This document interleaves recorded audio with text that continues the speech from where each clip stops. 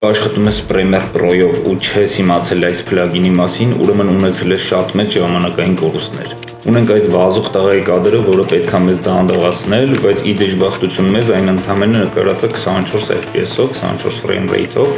որը երբ մենք ուզում ենք դանդաղացնենք 50% օրինակի համար, տեսեք ինչպես է վազում։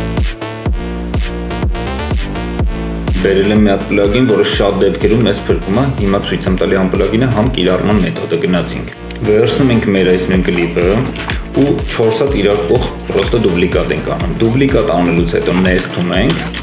nest-ից հետո ավելացնում ենք Twixtor plugin-ը, կարա Pro-ն լինի, կարա սովորականը։ Նույն 50%-ով ենք դանդաղացել, ուղղակի այս plugin-ի միջոցով, որը ուրիշ ալգորիթմներով է աշխատում, տեսնենք ինչ տեսք ունի։ Սովորական դանդաղացրծի ու plugin-ով դանդաղացրծի տարբերությունները ակնհայտ են, ու եթե այս վիդեոն քեզ օգուտ տվեց, վարժանորդագրվիր ալիքին, այստեղ նմանատիպ վիդեոներ շատ են դուրս գալու։